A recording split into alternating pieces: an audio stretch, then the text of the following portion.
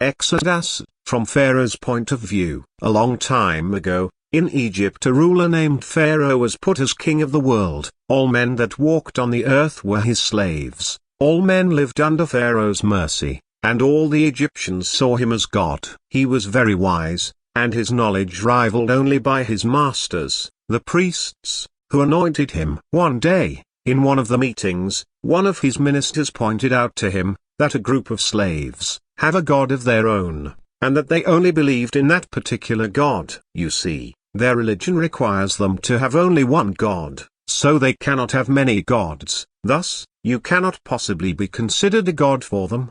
Another minister added, they also take long breaks to pray to their god, which reduces their average output for the year. A third minister added, and their numbers are more than ours. We civilized people bring a few children and raise them right, and they multiply like animals. If tomorrow there will be war, they might join the enemy, since they are different than us. The king did not like the sound of that, not at all, so he gathered the best of minds at his disposal. Pharaoh said, so for the Jews, their God is more important than me. A consultant said, well, I made a poll and asked them, and all of them answered that you are more important than their God. Pharaoh said, they say one thing, but do the other. We shall test them and know for sure who is the master of them, me or their God. After some meetings the king announced to the Jews, dear lovable Jews, I love you so much, and in your honor we shall build 2 cities, just for you. They shall be called Pithom and Ramses. Not only that, but I, myself, King Pharaoh, will come and make bricks with you with my own hands. All the Jews were in ecstasy. The king of the world loves us, and wants to build cities to our honor. Not only that, he loves us so much that he himself will help us build the bricks. Can you imagine that? The king of the world is going to literally join us making bricks, with his own hands, for buildings that we are going to live in, said one Jew to another. The king arrived to the construction yard. Trumpets all around the area, guards all over, the place is full of people. All the Jews were excited, making bricks with the king of the world. But the time of prayer has arrived, and the Jews looked conflicted. They want to go to pray for their God, but they can't leave while the king of the world is making bricks for them. They had a conflict in their minds. But Pharaoh played a smart game. Now they have to choose who is more important to them, their God or Pharaoh. It's the ultimate test. And so, the Jews did not go to pray for their God that day, and stayed working non-stop until the end of the day, making more bricks than the average. At the end of the day Pharaoh said, well done my dearies, now that you have worked all day without praying, which I knew you could do without, from now on each and every day, you shall make at least this amount of bricks. If you make less, I will punish you. After a month or so, Pharaoh requested to see a report on how the Jews are doing. The minister informed him that nothing changed after this day. They are still making less than average, and they are still praying for their God, which is not you. Pharaoh thought to himself, after all I did, I literally spent time and went to build bricks, and still didn't solve the problem. That is a shame on me. At first he increased their taxes so high that they could barely afford to feed their 10 children, the result of which was more babies. Since low economic income equals more babies, he again was frustrated by failure.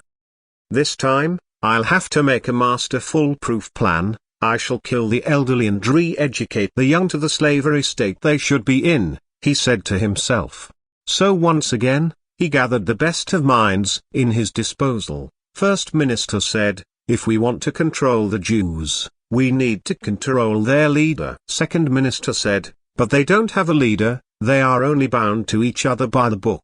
How can one control their leader as they are leaderless? First minister said, then we shall create a leader for them. Second minister said, let's assume you have a good leader, why will they accept your man as their leader? First minister said, because I know the formula for creating leaders. It's a very old formula but it works every time. Here, look. Create great tragedy to the slave and don't stop. In this state when he himself cannot escape on his own, he will look for a leader. The prepared leader will heroically save the man, and fight off the danger. Since the leader gave the slave his life back, the slave will now regard him as God. Please note, the greater the tragedy, the better the results. Second minister said, looks promising.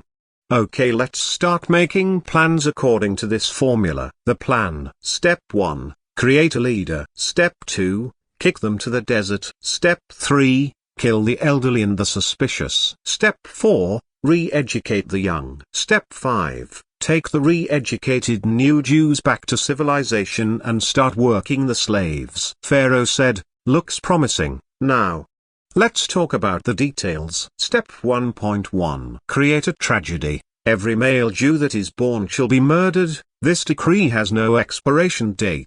Step 1.2. Prepare the hero leader for his role. Create the hero's story to sell to the Jews. The story. One of the Jews was saved from death and lived with the king, and the king didn't know he was a Jew. After years of Jew torture, the prepared leader is going stand up to the king, and he murdered 2 Egyptians in the defense of some Jews. Afterwards he ran away, met with the God of the Jews, and returned to save his people. He does magic to the king and the king returns a fight, and then he brings 10 hard-hitting curses to the king and his people. The king will be injured from the curses, his son will be dead.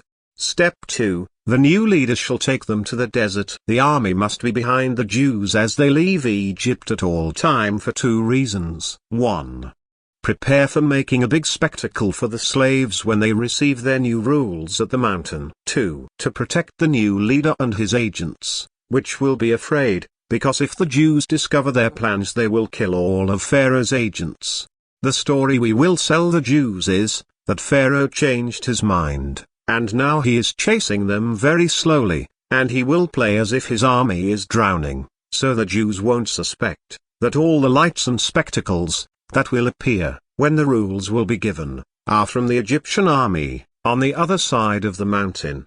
Step 3. The leader shall meet Pharaoh on the mountain, for the new programming rules. There should be a lot of spectacles and lights coming from the other side of the mountain. When the leader finish, and return to the people, he shall start murdering every slave which did not obey 100%, even the slightest disobedient will result in murder, by the obedient slaves. Step 4. Re-educate the people, and continue murdering every slave which did not completely obey, even the slightest disobedient will result in murder by the obedient slaves, which will produce a more obedient slaves in the future. Step 5. Take the re-educated new Jews back to civilization, and start working the slaves. The land we will take them will be called Canaan, which in Hebrew is a form of the word submitted. The end. Thank you for listening.